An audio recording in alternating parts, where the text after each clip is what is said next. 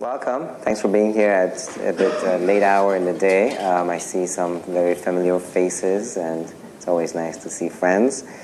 So today's talk is really centered around metabolism and how we can help with the metabolic problems that we see in this country, i.e. Obesity, excess weight, and its metabolic derangements that are quite well known.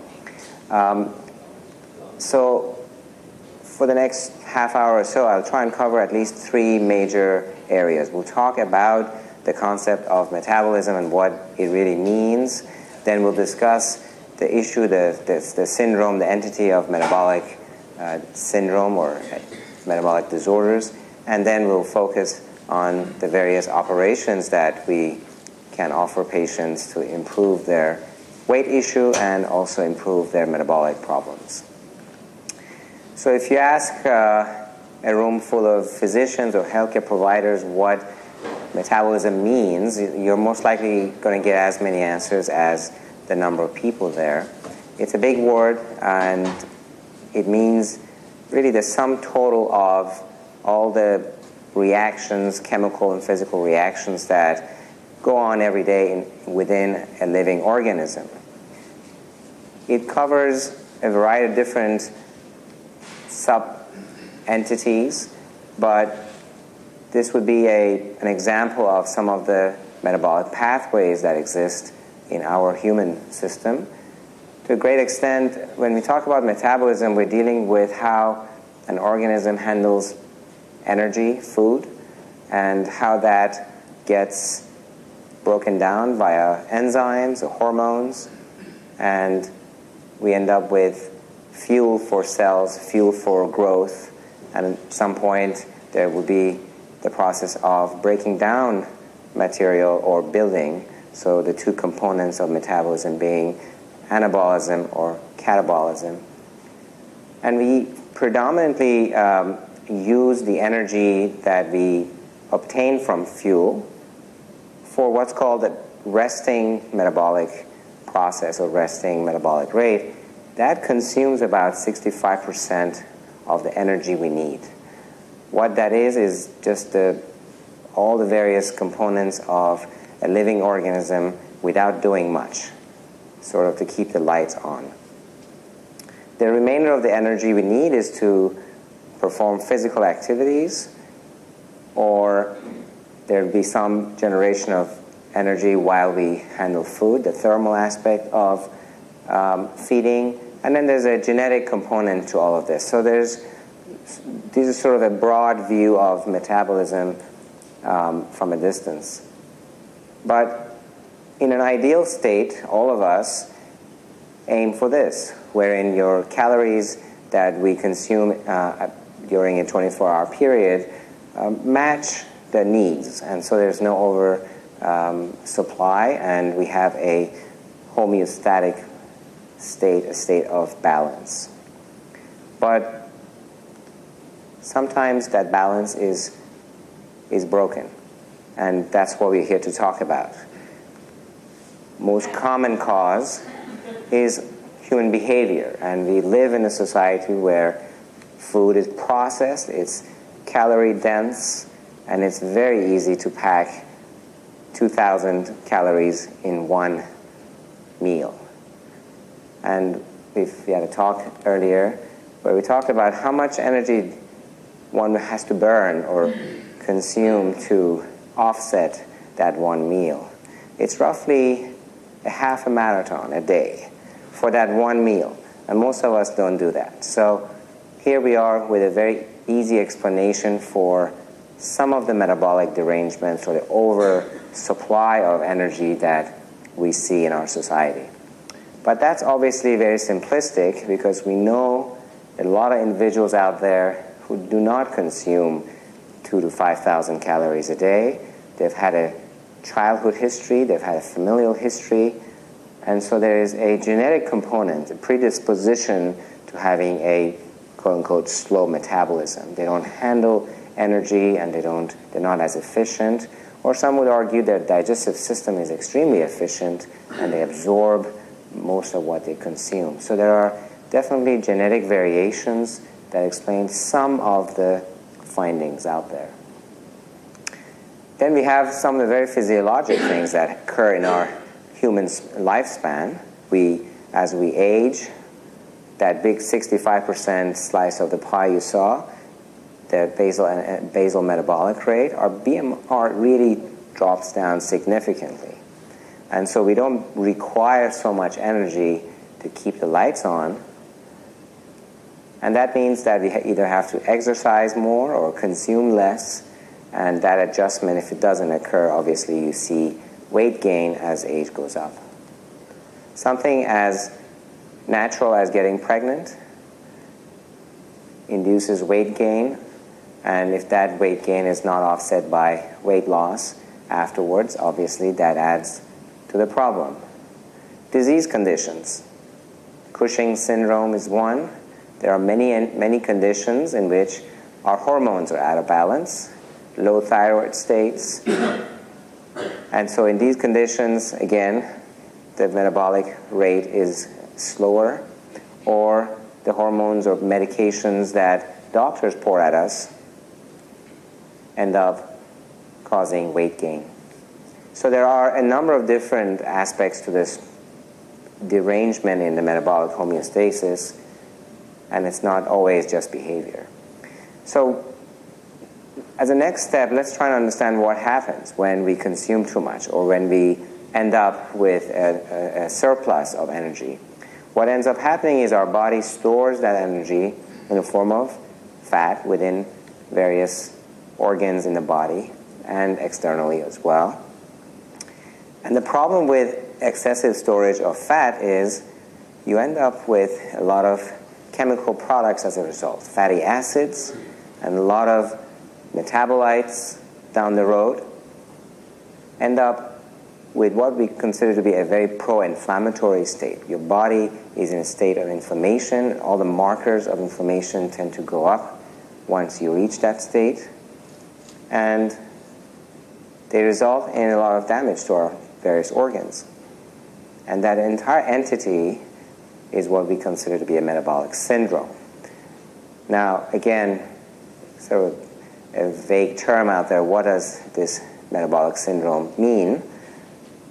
Well, at the core of it, at the base of it, one of the most important elements of metabolic syndrome is the fact that our ability to handle blood sugar via insulin, a very important hormone that we all possess, is compromised. This is how normally body handles blood sugar, right? You consume food, whether it's from carbohydrates or not, and glucose or sugar is one of the end products, and insulin helps via various cell receptors. It helps the sugar to enter the blood and enter the cells and get utilized. But when cells are laden with fat, they tend to be resistant to that action of insulin. And so that insulin resistance is one of the first triggers which makes our body work harder, produce more insulin coming from the pancreatic gland. And that excessive insulin is trying to overcome this resistance. And we end up with conditions of insulin resistance, prediabetes, diabetes, and the whole spectrum of excess blood sugar. This extra insulin that your body is making can have its own side effects other than not being able to keep up with the demand of handling sugar. It then can also stimulate our other organs, such as in females, the reproductive system gets affected, and we get a condition called polycystic ovarian disease, where the ovaries start making androgenic hormones, male hormones, and it has its own set of sequelae. The fat that's laden in various organs can itself cause damage locally within the organ. Look at the liver, for example. Common entity we all have heard of is fatty liver. It's actually the most common, it's the number one cause of liver failure in this country. And what happens is, just like other damaging entities in the past we've known about hepatitis or alcohol, this is no different. Fat within the hepatocytes or within the cells of the liver can cause pretty much the same picture as alcohol or viruses do.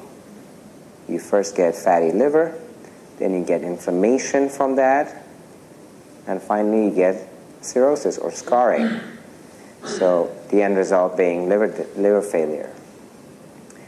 Excess fat, of course, can also cause atherosclerotic disease and heart disease and high blood pressure and variety of coronary artery disease conditions that ensue. It can cause increased risk of stroke.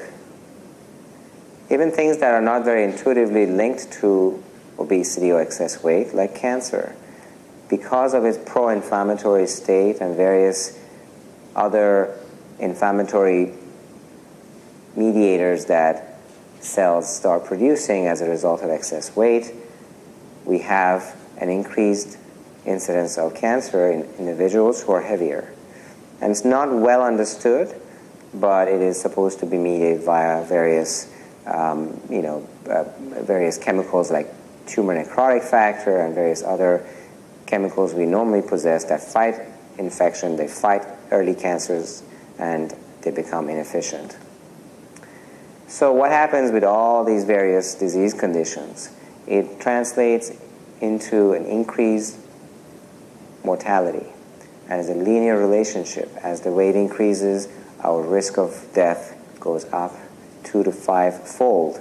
So it's a fairly significant blow, and one that we always emphasize is not just the quality of life we are concerned about, it's the length of life and how long we're going to live. So how big is this problem in this country? It's really very significant. If you go back to the early 90s and follow every year the map of the U.S. based on the prevalence of obesity, you'll see a fairly impressive increase in the prevalence every year. Different colors, new colors, indicate a higher percentage of people who are obese. So we began with less than 10%, and we are now at a point where we're looking at majority of states are over 25% severely obese. That's just another way of looking at the same problem. And we obviously have a way of classifying excess weight into, early stages all the way up to more severe states. And we use body mass index. We don't need to go into details. Your weight by your height in squares. And all these categories have increased significantly over the last 2 decades. So with that, on the healthcare side, we are seeing the same type of a trend, increased admissions and discharges for diabetes. And so going back to metabolic syndrome, we talked about how insulin resistance in diabetes is at its core. The other components of metabolic syndrome are high blood pressure and central obesity, obviously, and obstructive sleep apnea. So we have this clinical entity that's affecting nearly 50 million individuals in this country, and about half of them, or a little less than half of them, directly have excess weight as their cause for their metabolic syndrome. So what can we do to help these individuals? What are the weight loss solutions? Diet, exercise, and now surgery. Traditionally, we've always offered weight loss diets, and obviously it still continues to be our first modality. The problem with dieting is this: our body is very smart. When we diet, it thinks we are starving, because we are. And so evolution has brought so many pathways within our metabolism that counters that state by increasing our hunger hormones. On the left, you'll see ghrelin, which is one of the main hormones that controls our appetite. And if you see the black line, that is the baseline. And as the line moves to the right, that is the amount of appetite hormone you'll see in the bloodstream in relationship to a meal. So you start off with a level of 100 and some. Following a meal, within an hour, it's at its lowest. The hunger's gone, and then it gradually comes back to a state where you feel hungry again. But if you're dieting, you already have an increased hunger. The other two lines you see are people who've been on a diet for 10 weeks or 60 weeks, and at every point in this meal event, they happen to have an increased level of hunger. So that doesn't help. And that explains to a great extent why dieting doesn't work, because it's hard to be hungry and not eat. You may be successful for a period, but over a long period of time, it's not a very sustainable state. And on the right, you see the sort of the opposite. Another hormone that we will talk about in a little bit is called peptide YY. And this hormone makes us satisfied with meals. It's the opposite of hunger. And you see the exact opposite effect. So less peptide YY, more desire for food, and we start off with a disadvantage if we are dieting. How about exercise? Well, individuals who are heavy have problems with joints, pain, inability to really get out there and exercise and to burn those calories. And also, again, as a long-term lifestyle issue, exercise brings with it increased hunger, and again, that tends to counter the effect. So, yes, it's important, but when you have to lose over 100 pounds, it tends not to be effective. Which brings us to metabolic surgery. Now, to understand what bariatric surgery in 2015 means and how far we've come, we've got to go back to the beginning, 1960s. Ed Mason from Midwest, a very brilliant surgeon, he observed that when we did surgery on patients who needed part of their stomach removed, those patients lost weight. Simple observation. And so he came up with the concept of gastric bypass, or Roux-en-Y gastric bypass. It's a procedure that has stood the test of time. So by all definitions, it's a very successful operation.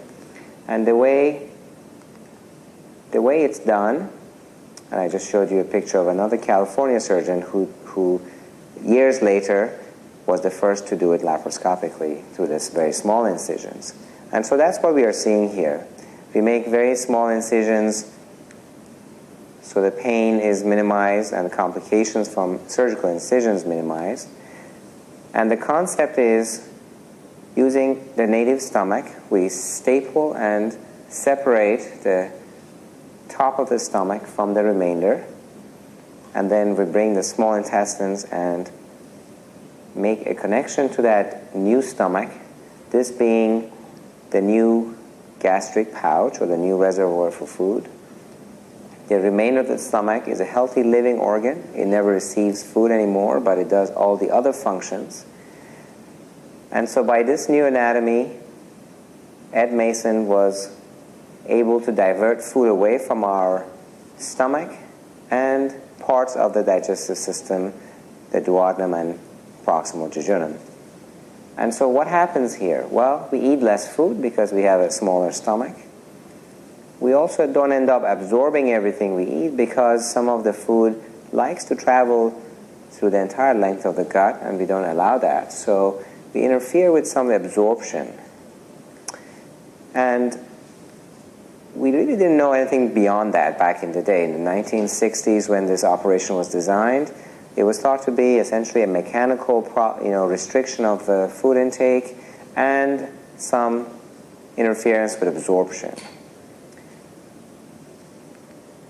Now, fast forward many decades, we now have a better understanding of what that operation did or does. Not only does those two things of restriction and malabsorption, it also changes a variety of hormones that our digestive system normally makes. And that's called the metabolic effect of these procedures. It wasn't known then, it was totally unintentional, but the observation was these patients really responded quickly, very, very quickly, immediately, within a day or two even, they improved their diabetes and their health, and it wasn't explained by weight loss, obviously. And so that was the beginning of our understanding of ghrelin, appetite hormone, and the other hormones we just touched on. And obviously that was the beginning of our understanding of how these operations are actually metabolic operations. And by that we mean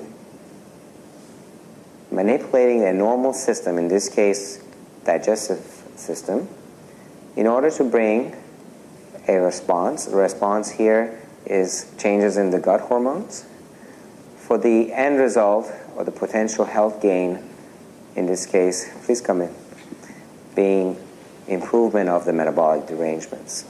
So that's the whole idea of a metabolic surgery. We operate on a system, in this case digestive system, and we bring about all these secondary benefits to diabetes, to energy consumption, and so on. Now, in 2015, we have another operation that is called vertical sleeve gastrectomy. And the way this procedure works is a little bit different, although the net result is very similar. It's different because the procedure doesn't involve any manipulation of the small bowel. It's mostly focused on the stomach itself. And it involves removal of about 80% of the stomach, as opposed to just simply dividing and partitioning the stomach. So here we are interested in removing about 80%, leaving about 20% behind. And we really end there. We don't do anything else. Just a quick video for those of you who don't mind seeing actual operations. The way we do this operation, we obviously have to detach the blood supply of the curvy part of the stomach so that we can then remove that part of the stomach.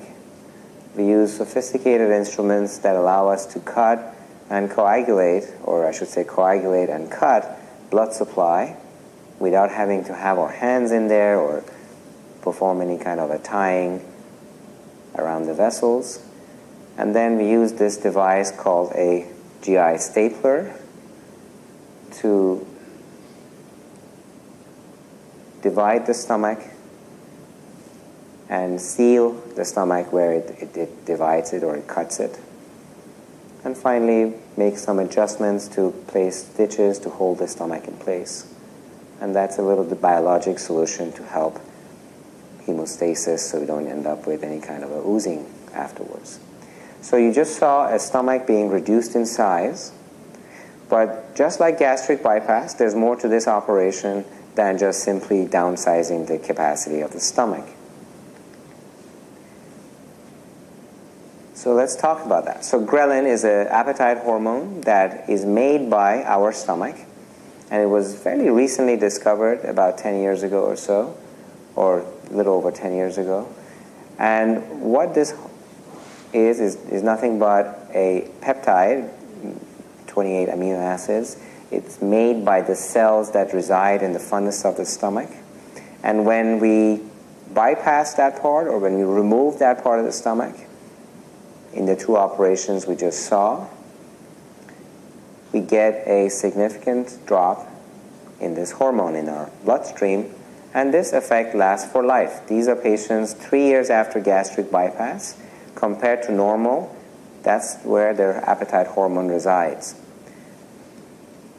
Same thing you're seeing in a sleeve patient. 6 months later, the levels are significantly lowered compared to baseline. And that makes sense because the cells have gone. They're either bypassed or completely removed. Peptide YY, also a short peptide made by the lower part of the digestive system. And its function is to be the opposite. It gives us the sense of satiety We eat a food, we eat a meal, and we feel satisfied. And partly that's from this hormone. And because the way the food is delivered to the lower part of the gut is changed, in gastric bypass, we've definitely mechanically changed the way food gets to the small bowel. And in sleeve gastrectomy, the way the stomach holds on to the food is changed, and it empties itself a lot faster. We get essentially the same effect with both of these operations. Increased levels of satisfaction or satiety after eating food. So what's happening here is we've given small stomachs to patients in both of these operations, but we've also given them these tremendously strong tools of lower appetite and higher satisfaction with meals, which really helps them not feel deprived, not feel hungry, and do well in the long run. Another hormone helps with blood sugar, and this is extremely important for diabetics. And that's why when we did gastric bypass in the 1960s, we found the next day diabetes was all of a sudden a lot better, and within a week, patients who'd been on insulin all of a sudden were miraculously cured of their diabetes, although we don't like the word cure, because it's an ongoing medical condition. And this now explains years later what was happening back then is through GLP-1, a very potent incretin, a hormone that works along with insulin, and it promotes insulin secretion, and obviously it helps with blood sugar. So you get a big bump in GLP-1 after both of these operations, which explains again how diabetes improves. Any questions about any of these so far? I hope it's not too technical, but... Can you measure Ghrelin or Ghrelin? Can you measure any of this? You mean right now, in our clinical practice? Not really. This is mostly from research studies. So you can't even look and see like in someone's stomach or blood? Well, you can, but you need to have a reason to do that. It's not part of a routine blood work. But yeah, for sure. I mean, people are always studying these things. Now, just to complete, there's another procedure called lap band gastric banding that tends to really not have much of a metabolic benefit. And that's one of the reasons we don't really talk too much about this operation, because it hasn't really succeeded in the way we, or some people had hoped it would. So when we do these operations, we expect obviously weight loss as the primary goal. And we see in individuals who understand that there needs to be a lifestyle change, a very long-term sustainable weight loss. And that number is about 60 to 80% of the excess weight.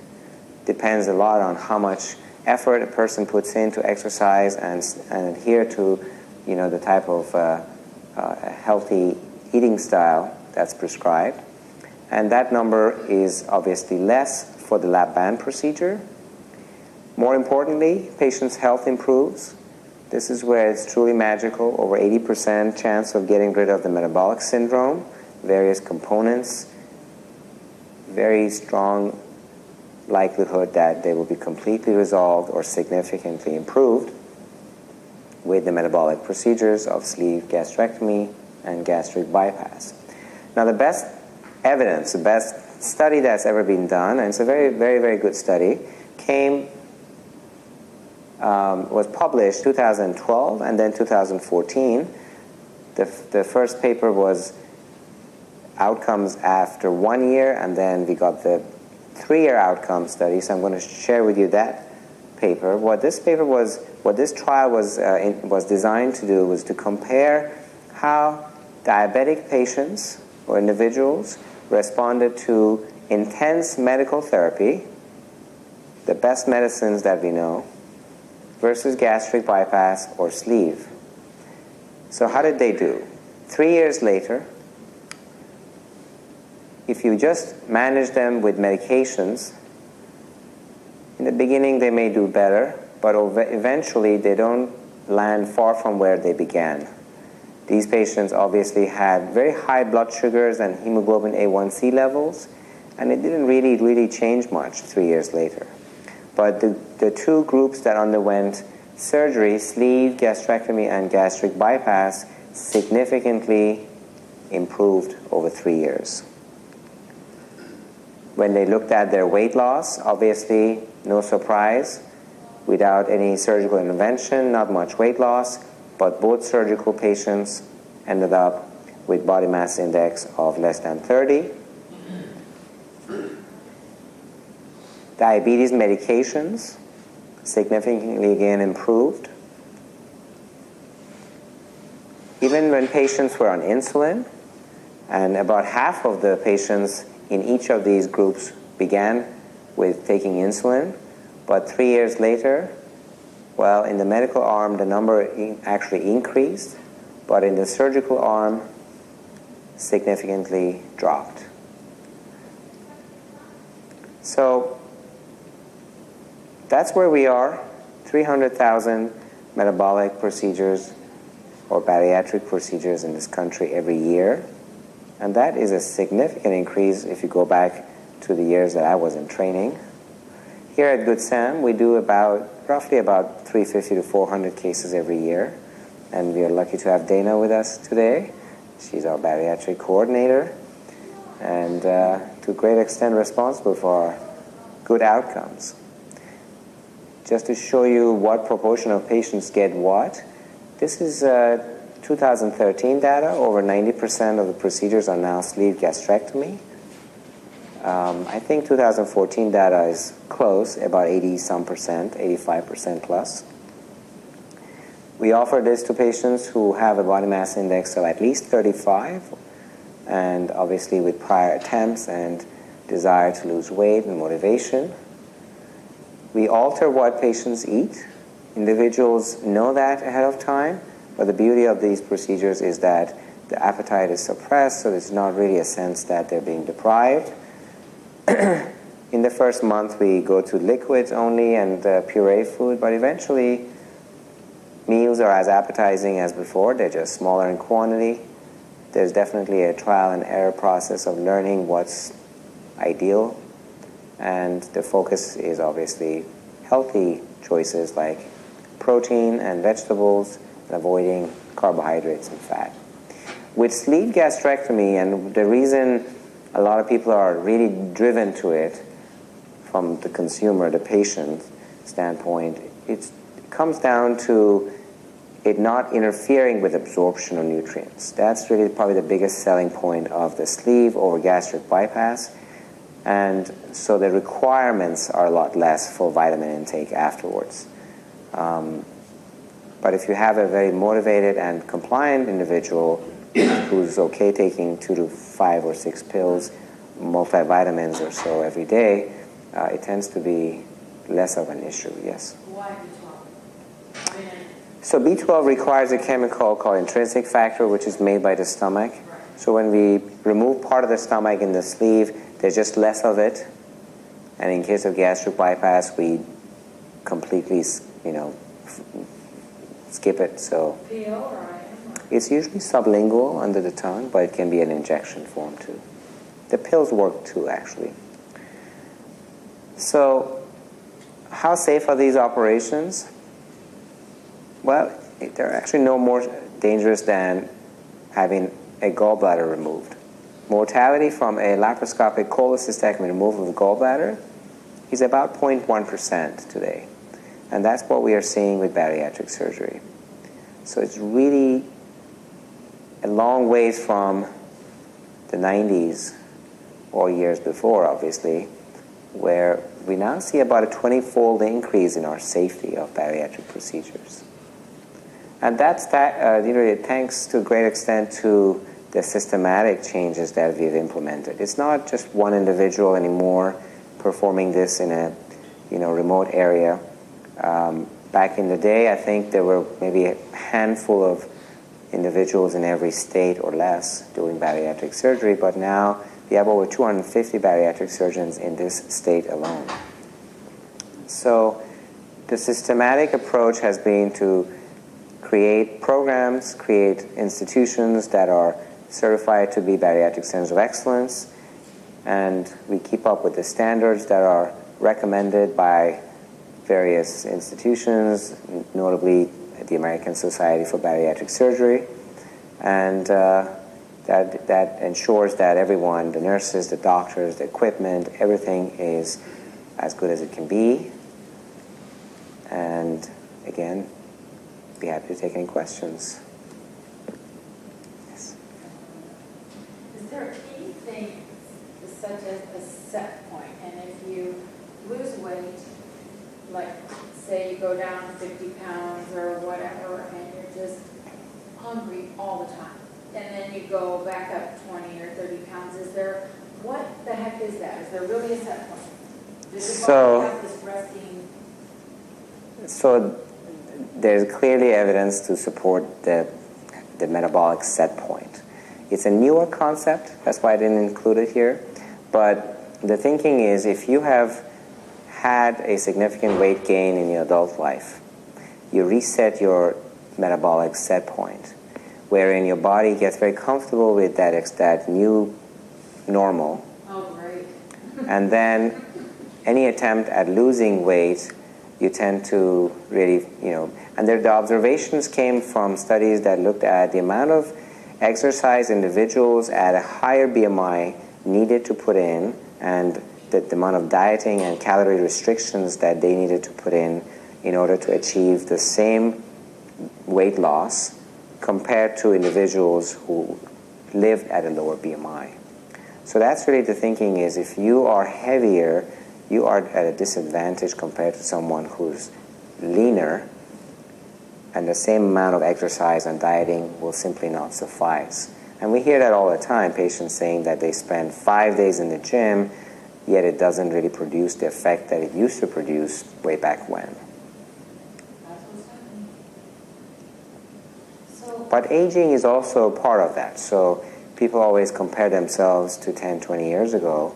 Well, you saw how rapidly BMR drops, right? So when you're a young teenager, you have a much higher resting state metabolic rate versus, as every decade goes on, our requirement goes down significantly. so if you have a resting metabolic rate, just resting metabolic rate, can you increase that by weightlifting? Good question. Yes. So that 65% of the energy that we use to just keep the lights on, you can actually change that. You can actually increase the amount of energy that your body will use even when you're sitting here. Most important element of that is the non-fat mass, or the lean mass.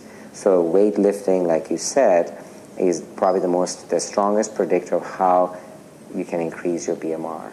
The other one, there are actually studies that show that individuals who actually have increased weight to begin with, they tend to affect their BMR. Okay, but that's not as important as the muscle weight. And then the hormones, thyroxine is another way that if you're low on, you affect your even basal metabolic rate.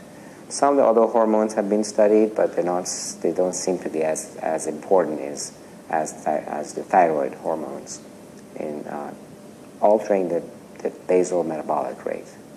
The other component of that pie, obviously, is activities.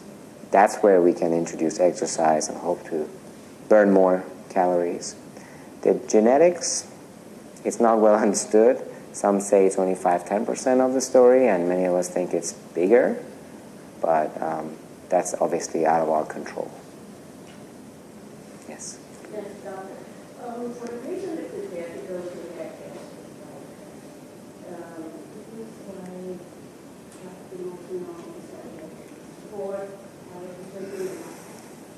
Yes, Dana, do you want to answer that? I have a question. I'm sorry. So the patients who are planning to have bariatric surgery, what kind of support we provide them? So we have 2 support groups here at Good Sam for a month that are free to anyone who's even considering surgery, and we have patients who come.